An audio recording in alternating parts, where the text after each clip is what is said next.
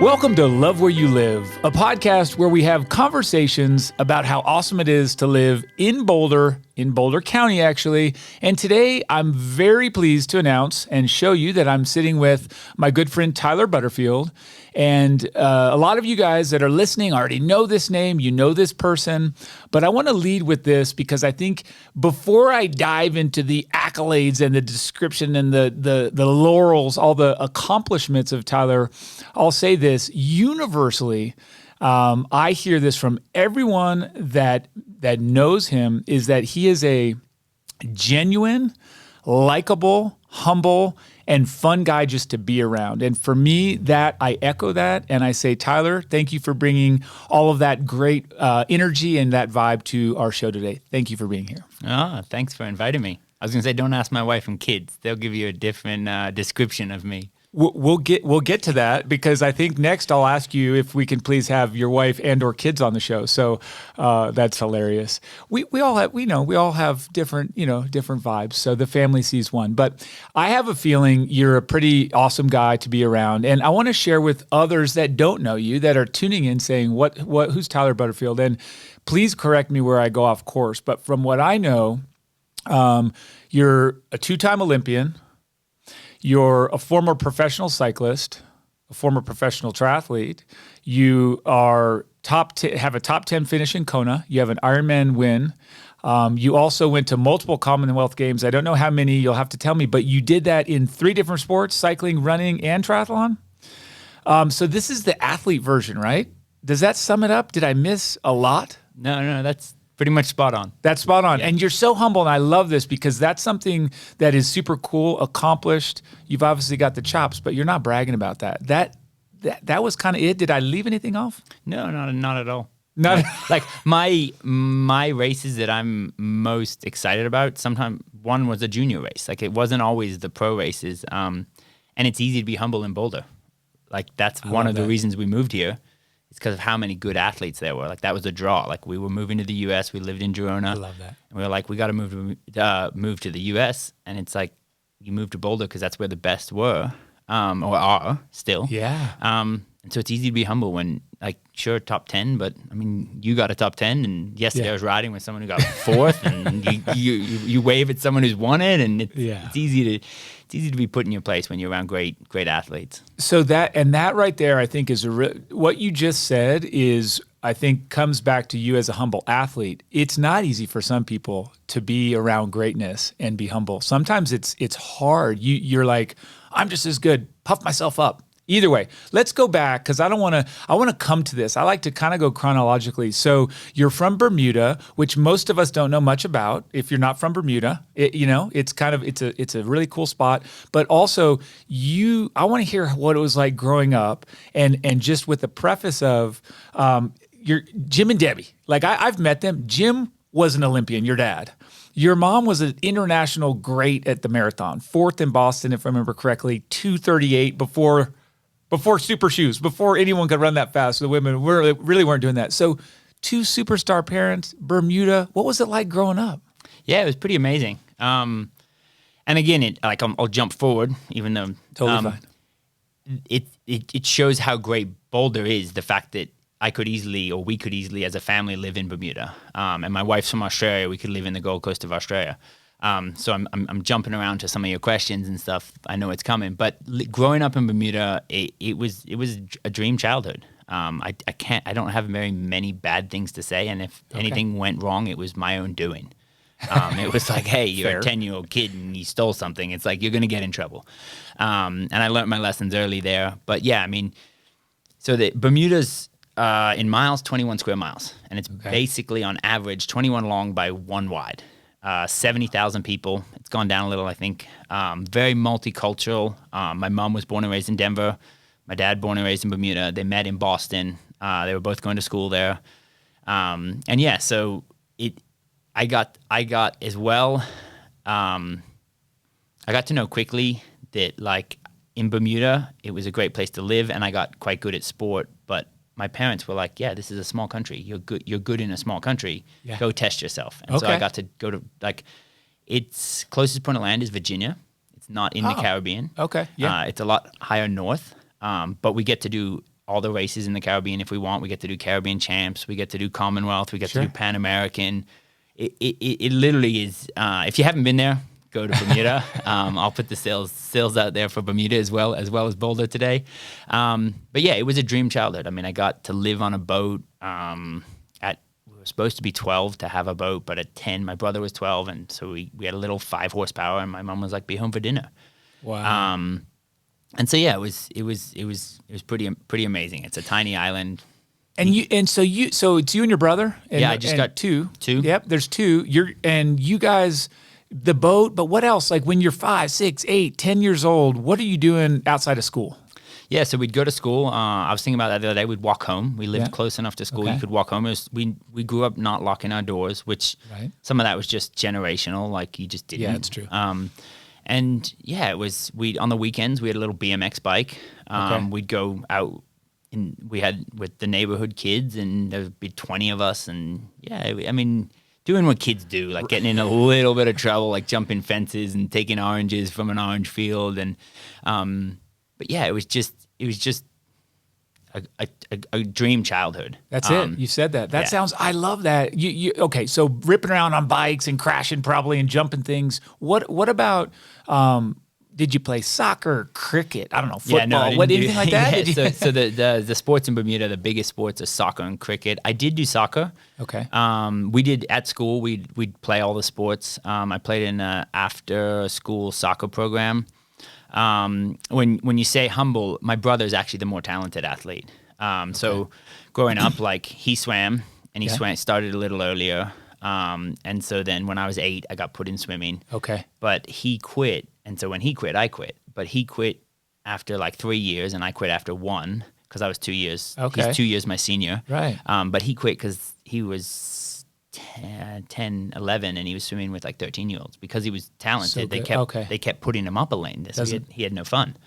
And then we got into motocross for a little while, and I was terrible at that. I'm not. If anyone goes mountain biking with me, they'll be like, "This guy cannot descend." Okay. Yeah, I mean, almost you name it, we did it. I mean, there's no guns in Bermuda, so we didn't like shoot BB guns, there was a little island we'd go to and build forts on the boat, and no parents, and it was just it's a very unique place, and it's sort of hard to describe without a picture. Like I'd suggest Googling it. You suddenly look at pictures. Someone was over I think it was the plumber the other day was over looking at our house and asking, and I showed him a picture, and it's an overhead picture of the whole country. Right. And it's just an island. And they're like, "That's it?" And I'm like, "Yeah, that's it. There's my house there. You can sort of pick. Wow. There's the airport, and there's the other end." And small town. It's tiny, and but it has so much. Like I got into triathlon because of my parents. So my dad went to the Olympics for rowing. He went to a boarding school in Canada. Okay. And again, Bermuda is very multicultural. So he went to Canada because his mother was from Canada. Okay. A lot go to the UK because they have family over in the UK. My brother went to the East Coast because my parents met in Boston. Right. So he went to boarding school in Boston. I stayed through to high school in Bermuda and then moved to Australia. But I didn't cause trouble. A lot of kids you sort of push your limits. You get very comfortable, and so you start to cause trouble because you're bored or comfortable. Right. Yeah. And that's just kids. So you're in there kind of not causing trouble, but you've got exposure. I mean, rowing's an obscure sport unless you grew up with it. How did triathlon start for you? And so my parents started the Triathlon Association in Bermuda. Okay. They ran they have stories about just the other day I did Boston Marathon. My mom's done it. I want to say almost 8 to 10 times. Okay. The first time they did it, my dad was just doing rowing training, and he just did it. Like he just jumped in. Back then, you didn't have to qualify. Yeah. And so when they moved back to Bermuda, there wasn't a running association. My mom has some cool stories about running. Yeah. And literally a car pulled over and was like, "Can I give you a lift?" She's like, "No, I'm running for fun." And they're like, Where are you going? And they're like, "No, I'm doing a loop." And That's great. They have some really cool stories. So I grew up with that. All right. And I grew up with the stigma of being the son of the two that started it with another family, Patty and Steve Petty. They were big. The core Steve Petty is the president of the Bermuda Triathlon Association now, and he was one who started it. Okay.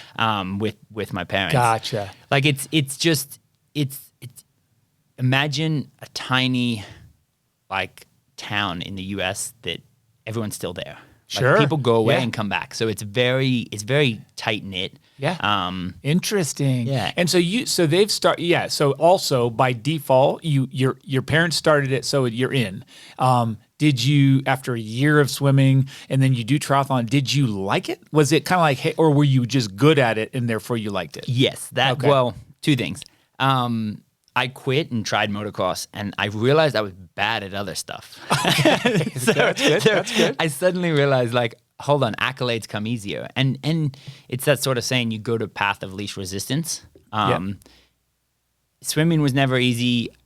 But we ran in school and we'd do cross country, and I'd generally I wasn't a winner. And honestly, I never have been. I think I won 5 races as a professional. I didn't win a lot, but I was in the mix. I'd get encouragement, and people like that. Like as much as you say you don't need it, everyone wants a little pat on the back at some point. 100%. Well said. That well said. And that's okay. So you're getting kind of the knack for it. You're terrible at other things. See, I just made it worse for you. You're terrible at motocross. No, but you're building that. And I think I know maybe the punchline, you referenced it earlier. You left Bermuda for Australia to compete, correct? Yeah. So we had the ITU World Cup multiple years. First time I ever saw Welshie was, I think he was second or third. Gotcha. He didn't win. Chris McCormack stayed at my house. Gotcha. So by now I'm 14. Okay. But before then, like my mom had a sports running store. So she would also go to these running races. Right. Because she'd see the new shoes. The expos back then were huge. I mean, they still are, but like it was more, people would buy stuff at expo because you couldn't order it online. There was no internet. Definitely. It was literally at a race. You saw the new stuff. And yeah, I got out of, I didn't really love sport. It wasn't the cool thing to do at that time. Interesting. And I was okay at soccer, but not great. Okay. And I didn't like letting the team down.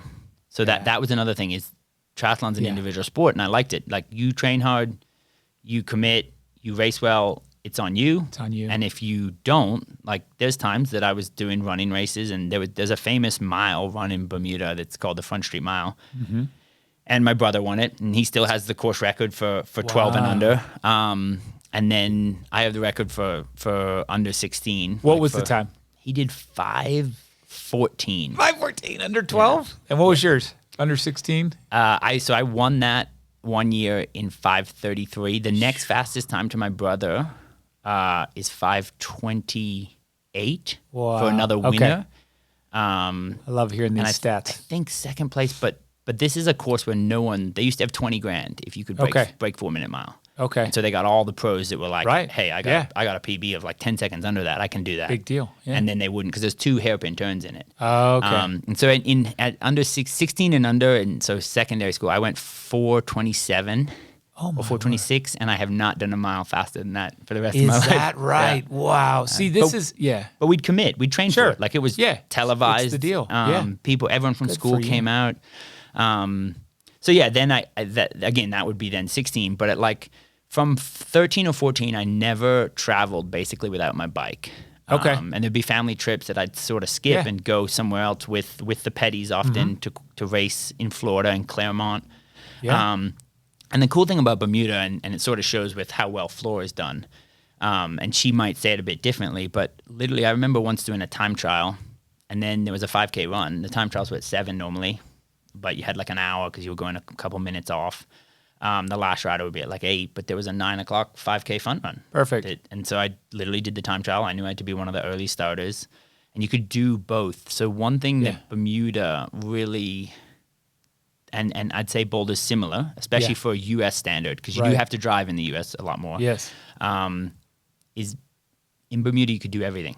Yeah, that's cool. You could literally do like a soccer match and a run event right after. You could do a time trial in the morning, and then I literally didn't get in a car. I rode to the start of the run race, and a friend had running shoes. So it was sort of this this mix of anything's possible. Yeah. And linking that to Boulder, that's why I love here. Right. It's similar. Right. I now have 4 kids, and like next week, one's in a horse show, one's in tour and a swim meet. Yes. You can tie everything Yes. together. Yes, and that was where I fell flat on your intro because it was all about you. Is sort of the current and the now. You know, you're married to your sweetheart from a long time ago, Nikki. You've got these 4 great kids. You've got dogs. You're sometimes a farmer. You're here in the community. This is like the now, but I still want to kind of build a little bit as we kind of say you obviously had an aptitude, and so now I understand a little bit more about who you are today and how you got through what I mentioned before. All these sports, you grew up, it was your thing, you were good at it, you were enjoying it. So I'm going to jump you forward then off of that. And now you said Girona. So you went to Australia, but now you're in Girona and we're fast forward button, right? You're in. So I want to figure out, cause I want to get you to Boulder. I want to kind of have the journey over. Yeah. So there's a lot of amazing stuff happened, but you're in Girona, right? In the early 2000s, you're in Girona? Yep. So 2000, I moved. Which is in Spain, for those of you that don't know what I'm saying. I first moved to France. Okay. And that led to Girona. But Gotcha. I'll do a quick. We moved to France. We were both doing Well, my wife Nikki was doing triathlon. Yep. Switched from short course to long course because she Gotcha. couldn't swim. She won an under 23. She could swim, just not as fast as the others. Yeah. So she won an under 23 world title. Okay, right. Fast. So Yeah. ITU So world good. champ, but Amazing. under 23. So, But yeah. to make it in the open, you had to swim with them. Gotcha. She I'm could with ride you. up a Just little easy. in under Yep. 23, but not in. Yes. So I moved to a cycling team. Yep. I went to the Athens Olympics Yes. at 21. Before that, I knew I had a position on the cycling team, but they gave me a wild card to the Athens Olympics, and I said, look, I can't go in 2004. Yeah. I can't go to the cycling team. Would they take me in 2005? I want to finish. They've offered a spot. I did That's well great. at Junior Worlds. Uh-huh. Got on the podium there in 2002. Sort of disappeared. I wanted to make it. Yeah. Trained too hard, overtrained, moved back to Bermuda, worked construction for a couple of years. Wow. Then they were like, look, you're off the radar, but you're one of 2 people they want to give this wild card to, and the other person is wild card for Athens. For Athens, yeah. Olympics. Yeah. He was from Zimbabwe. Rory Mackey was his name. Yeah. We were both bad swimmers, so I was like, well, if he's doing it, at least if we're off the back, me and him will be together. Yeah. He unfortunately got trampled by an elephant taking photos. Like the camera, the click scared it. He didn't get to go. He punctured his lung. Anyway, I went there. I was with Conrad Stoltz, and there was 3 of us Yes. out the back. Yes, I remember.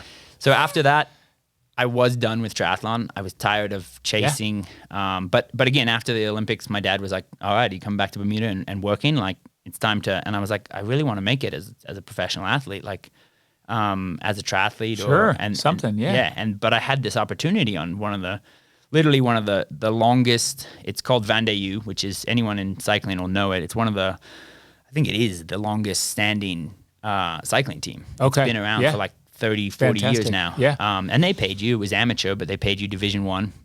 So we moved to Nantes. They put us up in the team house. So for people who follow cycling, this is Direct Energies. That's what they're called now. Okay. No, Total Energy now. Okay. Sagan rode for them last year. Yeah. It's their feeder team. Gotcha. So we lived in France for 2 years, and that's when Nikki, my wife, switched to cycling. So then we were both cyclists. Then we moved to Girona because I got on Slipstream, which is now EF Education, Yep. with Jonathan Valter's team. Right. And we lived in Girona. And the funny thing is, in Girona then, there was no triathletes. Okay. One age group triathlete, coached by a pro that lived in Barcelona. Okay. Now it's a mecca for triathletes. Sure. And for anyone who's been to Girona, it's amazing. I'll sell that. Like, go Yeah. visit it. But that also ties in Boulder because we felt like when we did have to move to the U.S., we liked the European culture. We For loved sure. it and we missed it. We want to get back. But Boulder has a little bit of that. Right. It has a lot of Europeans who move here. Yes. But it has that, as far in the U.S., it has a bit of that European feel. So that was a big draw to us. So basically, my wife missed out on the Olympics. They put her as a reserve for, this is now For cycling, she cycling missed off on the Olympics. for Australia, Beijing, 08. 08. She was first Australian in all the selection races. She had an artery. She had to have an operation earlier in the year. They basically said, you're not at 100%. She's like, no, I'm not. But I've been top 10 in the World Cups. Yeah. Anyway, by her missing out on the Olympics, forced us to, hey, what are we doing? Right, I was yeah. stopping cycling. Yeah. There was no triathletes. Yeah.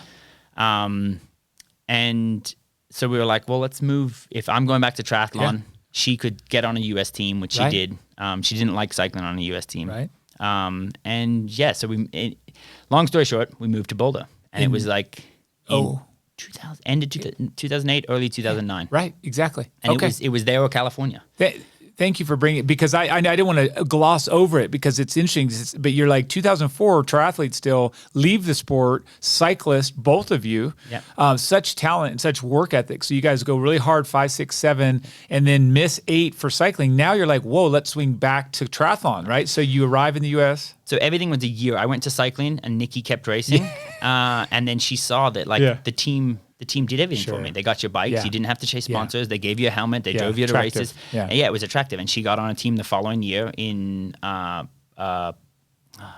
just a little south. Sure. And it was cool. It was an experience that you can't like enter and do. It's not a Gran Fondo. It's not you had to earn your way. And when I got on the team, they said, look, you can have 1 year.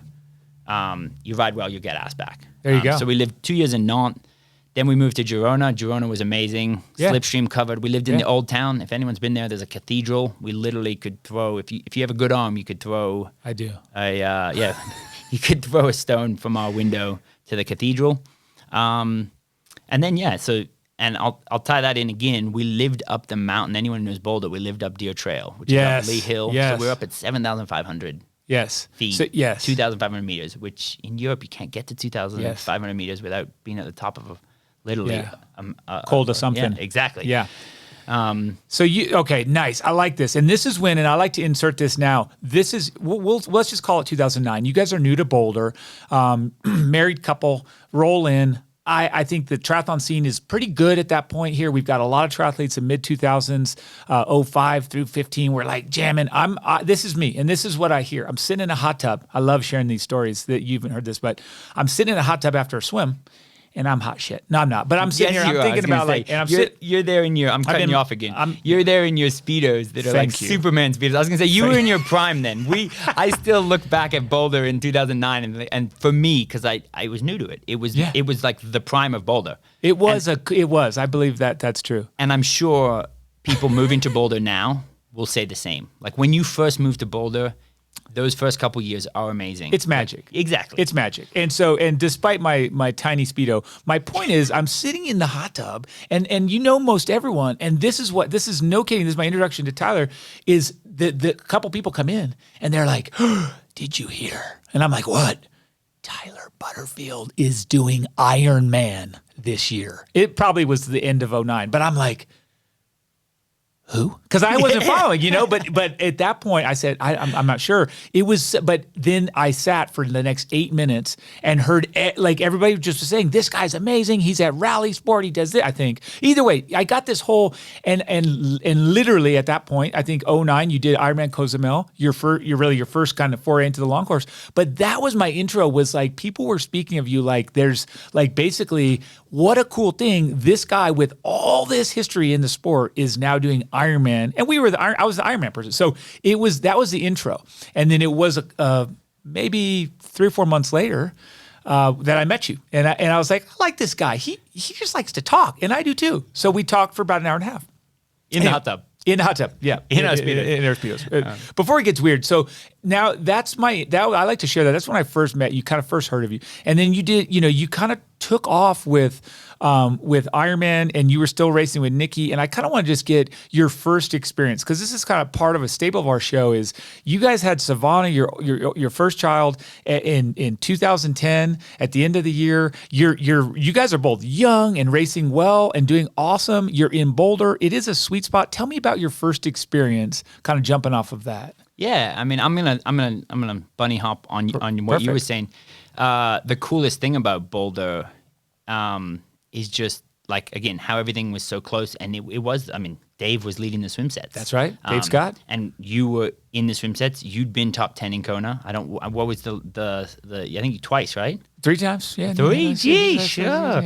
What was the second or the third time? Like at that Something era, like that. Yeah, was around. One of your top 10s. That's right. Like it was just like, if you want to be good, put yourself around good people. And what I love, like the bad thing about Boulder though, but I was used to this from Bermuda, is there was the gossip, the rumor, the small. But yes. I'm used to that. That's small countries. That's what you have. Yep. So it also teaches you be polite, do things well. That's great. So that you have people talking about you in a good light. So Nice. I love how you were like, who? Because that's what makes you good is who. He can do Ironman, but let's give him a year or two to prove himself. Because for sure. I mean, like, and like so I love what you just said because, you know, you kind of, you got in and you adapted and you had the skill set to adapt to that. It was cliquey. It was a little bit small and it was elite triathlon community, a lot of ego involved, but also at that time, Craig Alexander was here and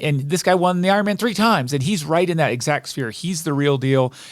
I think you blended in well right there, right? You were training with him a bit and he was kind of a guy that you learned from. I mean, I just the other day I was riding and I said something. I was like, I was fortunate to copy Crowe and I met Crowe from Macca. When they were good friends in Cronulla, I went and stayed with Macca because Macca stayed at my house. Gotcha. When I was a 14-year-old kid. Understood. When he hadn't broken through. Yep. So it all sort of goes full circle, but that's what you get here. Is you get multiple world champs and not just in triathlon. For sure. In multiple disciplines. Like you'll be on an easy run and someone will run by. Yeah. And it's like you wave to them, they wave back and you don't even know. If you don't follow it, exactly. You don't know. And then someone will be like, that guy just won the world title. Totally. Yeah. That guy's in a gold medal Olympian. Or that girl just won. And it's so neat because you have like, and I think it's in every industry. I'm into sports, so I look at the sporting side of it. Right. But you have the best of the best. You have the middle that just don't know a little. And then you have the starting. And there's no sort of judgment. That's cool. It's not like, well, that person's getting in our way. Right. And that's what attracts us to Boulder. For sure. And my wife's from the Gold Coast. So it's also geographically, we're in the middle of Bermuda and Australia. So that helped. Oh, yeah. But a lot of it, we came here for sport. We came here to I was accepted into CU before Athens, and I deferred that, and I deferred 2 years in a row, so I had to reapply. Right. But by the time I reapplied, I was 26. Nikki was pregnant. I was just starting to make prize money, get sponsors, and I went to 1 or 2 classes, and I was like, I'm struggling. I'm dyslexic. I can't read. My 13-year-old daughter reads better than me, and I don't really like labels. I do use it a lot, but the reason I don't like it is because I still can't read because I used it to get around. Like I see. I found ways around. It wasn't like I wasn't intelligent enough to. I mean. In hindsight, I wasn't. I should have just learnt to read. Instead, I used it as a crutch, and I just never. Fascinating. So I did start at CU. I'm not a CU alumni. You can still be a buff. You're still buff. I still support him. No, it's good. But that was another attraction. Mm-hmm. But I sort of made my bed after Athens of I want to be all in, and I was. Okay. Yeah. And go ahead. And I guess I'm trying to give testament to how great Boulder is. Right. Because anyone who's been to the Gold Coast in Australia is a pretty nice place to live. Pretty awesome, yeah. Standard of living in Bermuda, pretty hard to beat. Pretty awesome. And we would say Boulder actually is one of the few places that does trump them. And you're that's cool. That's cool. Trumps it, and you're here, and now we're 15 years since you moved here. So when we get right into that, you're in this great triathlon scene. You and your wife are doing very well. Nikki and you are both training well, racing well, good international success. Were you right away feeling like we made the right choice, or did that take 6 months or a year? No, right away we loved it. Right away, okay. We were coming from Europe, so in Girona there's lots of great restaurants. Yeah. We were used to that. But here, it's different, but there is lots of great restaurants. Totally. When you finish training, if you wanted to get out of that mode, Girona, sometimes you go out and have a good lunch, and like Nikki will say, "Well, I'd wear high heels at lunch." You weren't doing that. Oh, yeah. Well, that's Spain. That is Spain. Yeah. You were here. You're in casual clothes. Lululemon. Yeah. But it's probably the same now. If I was 20, I'd want to finish training and go down to Pearl Street and get a coffee. Yeah, or Logan's. I think you kept Logan's alive for about 5 straight years. A coffee shop, sadly gone now because you moved away from North Boulder. That's on you. Okay, so all right. You're here. Highlights. Just tell me this, and like right in, what would you say were kind of just some things that you absolutely love? 2 or 3 things. that you just loved about Boulder? Like you're just like, oh my gosh, as an athlete, kind of early days before you really had a full family here. We had a family pretty young. I know. So and it's still to this day. Yeah. I love Boulder because it's beautiful, the mountains, Yeah. the flats, the altitude. Yeah. But it's also the people. Yeah. Like some of the stories, I think when I first moved here, we lived on 47th Street over by Kings Ridge. And there's 2 New Zealand athletes. I think one is working for New Zealand now, and the other one's working. He actually, when the tour comes on, he's the commentator now. Sam Bewley and Jesse.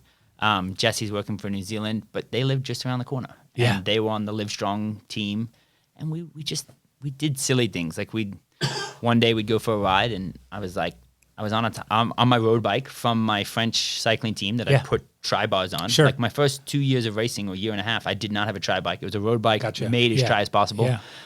But we were just like, let's go up Super James. And we ride our bikes every day. And one day I was like, I'm going to go up in my big ring, which was a 55.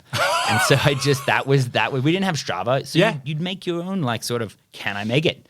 Like, I don't know. You? I did, but I probably, my knees were hurting the next day. Yeah. But it was the people you meet along the way. And there's still, and a lot of them have stayed here. A lot of them go away and they'll come back and visit.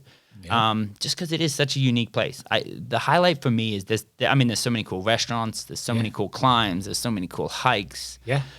People. Yeah, but it's the people that make the place. I love that. I mean, and that's what endures. So thank you for sharing that, because I think you and I didn't train much together, but I never forget when we really got to know you, and Nikki, Savannah was born and we visited you, and it was kind of like, here's a connection that we formed in 2010 that really is probably why we're friends now, because we had that, I think, off the training course, off the race course. And so I'm not saying I was one of those people, but I'm saying that is, to me, what it's all about, those relationships. Sure. I mean, you guys, I still remember we had, we were young parents. I think I was 27 and Nikki was 28. It might have been 6 and 7. Savannah was born, and you guys were the first people to come over, and like, some brought food. I think you guys did bring food as well. But you brought these little moccasins, and they went from Savannah to Walker. I don't think they made it to the next 2. I think I wore a Walker. He ruined the slippers. Anyway, go ahead. But it's people that, and it's not like you and me had trained together for hours. Correct. Like you have these people that when you're training and they're your training buddies, you build a relationship because you spend so many hours together. That's for sure. We were just at the pool. Yeah. And generally you'd be making jokes and we'd be laughing, and then we'd go do the set and we all go home and we'd say hello. Like, we're cordial, but we weren't like best buddies. Correct. I'd say we've gotten closer as we've gotten older because of kids, because we have more time. We have we're at the more pool time, together. more energy. Yeah.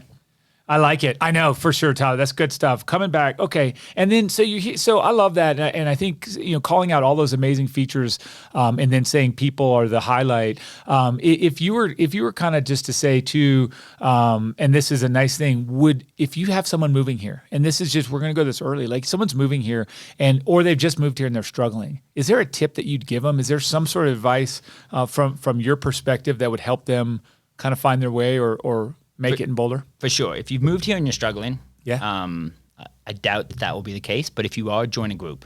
Okay. Today I was at Julie's swim squad. Okay. And Julie Dibbins. Podium in Kona. That's the coach on deck. That's awesome. And friendly. Amazing. My son's homeschooled and he got to jump in today. That's great. And then certain things are just by getting out there. Like things I would say you have to do. I've ridden Alpe d'Huez. I've ridden in Europe. You have to ride Trail Ridge. There is. Okay. I know in some of your other episodes you've asked what has changed. Yeah. The traffic has changed. Yes. There is more traffic now, but that's because it's a beautiful place. You can't have a beautiful place that stays hidden forever. More and more people are moving here, but try not to go on the weekend. But Trail Ridge Road. Tell folks what that means. A little bit of snapshot, because you've done it, I've done it, but a lot of people are like, huh? Yeah. If you're an endurance junkie, ride from Boulder. Okay. But that's 180 kilometers is the shortest. Okay.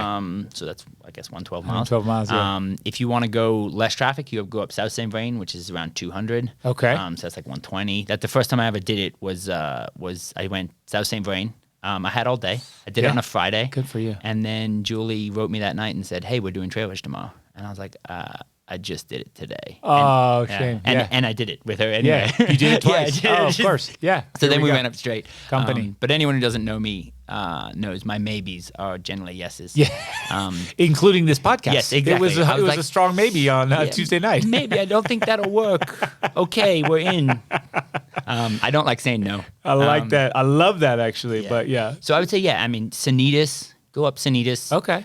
You'll get some people that are on a hike that don't want to talk. Yeah. You'll get some people that don't wave, but there's not many. But most people will give you a smile. Okay. Most people have their dog out. Like once you're out and about, something somewhere, someone will connect with you. And if you get the one or two people on their bad day, don't let it bother you. That's anywhere in the world. For sure. You're going to have someone who's having a bad day. I'd say just getting out, go to a coffee shop, or take your dog for a walk if you have a dog, or go on a hike on Sanitas, or go on a bike ride, and you will bump into someone who's friendly, who says, hey, and you will find connections. Like the connections here are incredible.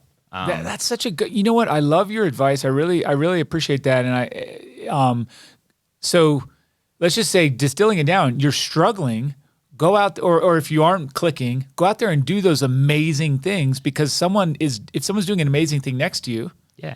it's going to enrich the experience. There, it's like you're going to find someone that you like to interact with. Yeah. And not just if you're new here. Sure. Say you've lived here since 2009, you're a dad of 4, and you're struggling. And just yesterday I rode with a buddy, and I literally came home, and Nikki's like, wow, that must have been good. And it was just chatting. Connecting, chatting. Yeah. Yes. And I love that. Yeah, Yeah, exactly. that's very it's good. just like, you just get out and you're like, okay, it doesn't get much better than this. No, that's brilliant. And so, reminds me, you mentioned Sanitas, you mentioned Trail Ridge. If we were to stay here for a minute before, would you say that you had a favorite, or is it too hard for a trail run or hike or bike ride? I just got it. Like I had totally forgot about it. Like, a friend of mine, we do a bit of trail running now. Okay. I sort of just got into it, Yeah. and I'm not into it. Yeah. I follow him. I forget how to get to half the trails. I forget the names Yes, of it. yes. And he's patient with me. He's like, yeah, we did this one the other day. This is Bear, or this is Green. Okay. He Oh, took good me on for a you. couple Yes. of them. But yeah, Shadow, Bear, Green, Mountain. I mean, he took me on these, and I was like, wow, I've lived here since 2009. I've never done them, and they're Yes. amazing. Like, there's so much I don't know. Okay. Because I've been Right. I've been in the racing bubble. Yeah. And then after that, we had a year where we sort of got out of it, and now we're in the parenting kids. All our kids have activities. We used to not travel to Bermuda or Australia because of our racing schedule. And now this summer, my son has swim meets, my daughter has horse shows. Yeah. And again, Commitment. next weekend, there's a horse show and a swim meet at the same time, but we can make it work. Yes. Yes.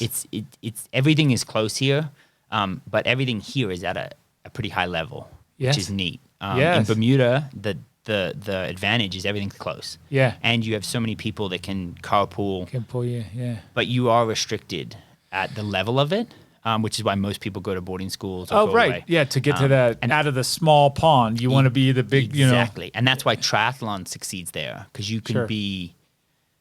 it's 3 sports. It's 3 sports. So yeah. the level of those sports is not at the top level in each sport.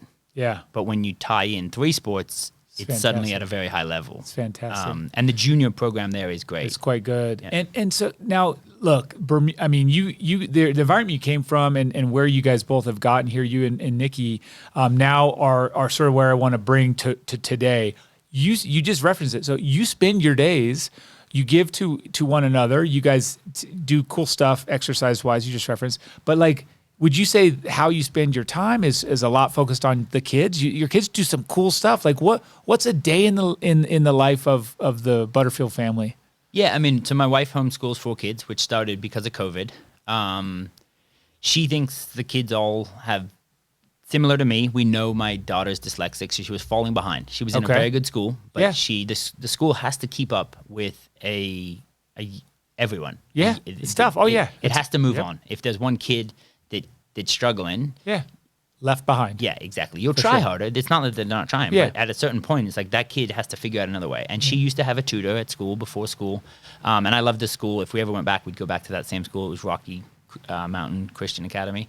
And I recommended a friend. Sure. Hadley's kids go there now. James Yes, Hadley. I know. They told me about that. Yeah. And so again, just another great person. Like moved here for triathlon. He's now started a restaurant.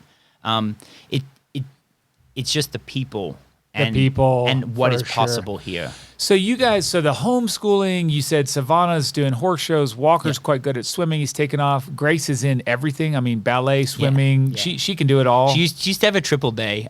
Used to go ballet, swimming to gymnastics, and we switched that. Yeah, I remember those days. So yeah, the day in the life of, I'm doing a bit of coaching. Yeah. Because I distracted myself from that That's question. good. We're back.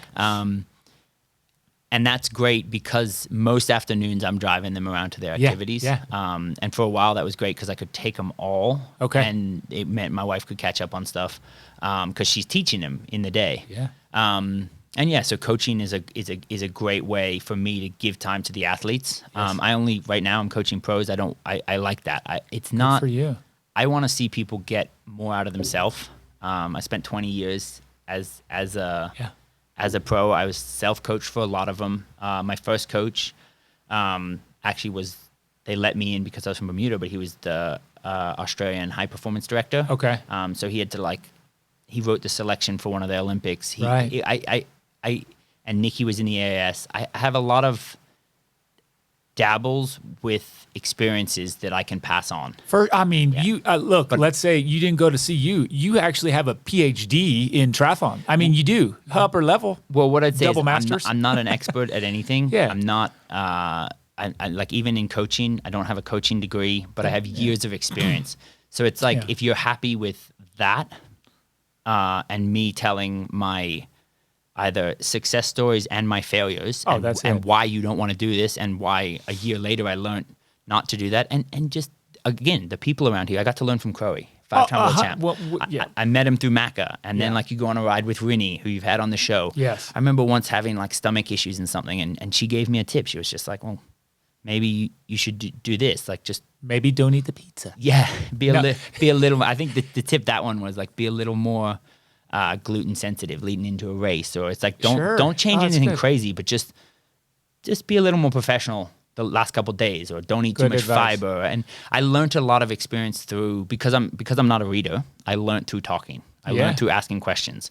I learned through, hey, how do you do this? And when you ask 10 people and 8 of them all do the same thing, you're like, that's worked. That sounds good. I didn't always follow the 20. The two things they didn't do, but when you line up and hold on, all these people are doing this, and that's what you get here. Yes, it's where else can you go and get so many experienced people in a small place? Well, you're that person, and I think that you're right. This is unique, but I say you're one of those people because again, you're very, very humble now. You're saying, "Well, I have this, have that," and that's good. If I were a young athlete, I would reach out to you because to me, what really counts is what you just said. You know the errors, you know what not to do, you know what works, and you're going to be able to share it in a real world way because that's how you absorbed it. To me, that's brilliant. So I love that you're coaching. I love how you guys spend a lot of time with the kids, which is always close to my heart, very family centered, family focused.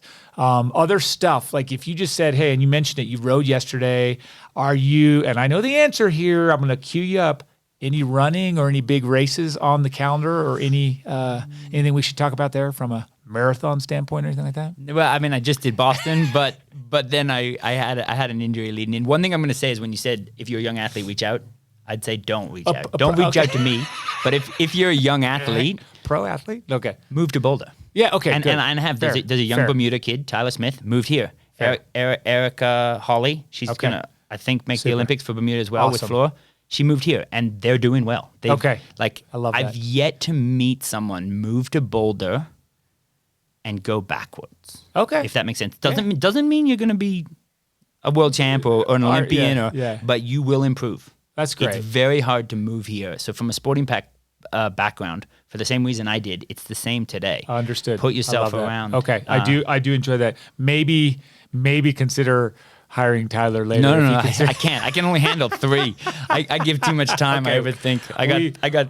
That's what we've gotten to. That's it. There's no room. His roster's full. And my kids. Check back like, later. 7 people. Okay, good stuff. All right, tell me this real quick. I can't go past this. What if you don't go out a lot? I know this. I've been out with you a few times. If you had a restaurant you've been to, you just have to recommend. Is there a restaurant, dinner, lunch, anything that you just want to call our attention to? And of course, the follow-up, since Logan's is closed, where do you go for your coffee these days? Because I live home. I make one at home, but as well, I hit up both the ones in Niwot. What are they? Yeah, tell us. Why Not Cafe and Old Oak, which is on 2nd Street. We call it 2nd Street. We don't actually call it by its name. Yeah. Both the owners, Old Oak was a school teacher, and Chris from Why Not is awesome. I remember when I was sponsored by On, I had a pair of shoes that didn't work for me, and I had a new pair in a box, and I was like, the other pair didn't, and I remember just giving him, and he's like, you're awesome. Like that's to amazing. Just come in. He saw me wearing them. He's like, those are those new Swiss shoes. And you know what? He had another pair, and I was like, you like them? What size are you? And we were the same size. It's just connections, community. And Mary Jo is the barista who's there most days. Okay. At Why Not? So those are the 2 coffee shops I hit up. Restaurant again in Niwot. I'm going to sell Niwot. Is it 1921 or 1920? 1914. That's it. I just know that's my dyslexia coming in. I know the first 2, and there's only one restaurant that's 19 something.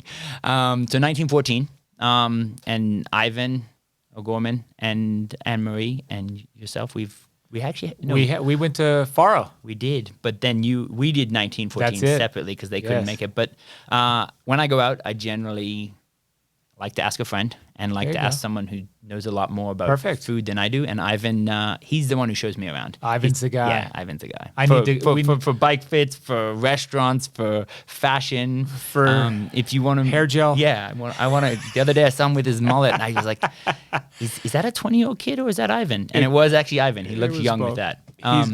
He's someone to put on the list. Okay, no, you're spot on. And just a horrible thing to mention there, a 1914 house closing in July. I know. What do you mean? It's closing? Just in. So go. But the point is go, because it's fantastic. Great recommendations. We didn't touch on this, but you guys being Niwot residents, been there a long time. That's your jam. Is it closing for permanently? Ever. I know. I'd be surprised if that doesn't reopen. Well, we were thinking about it, and so just putting this out there, a friend of mine and I were talking about taking it over, calling it 1915. So if you want to invest in a restaurant, let's talk. My mom had a restaurant. Restaurants are not great investments, but that one would be awesome. Yeah, let's talk. I've got about $8 I can contribute. So we'll look at that. So great tips.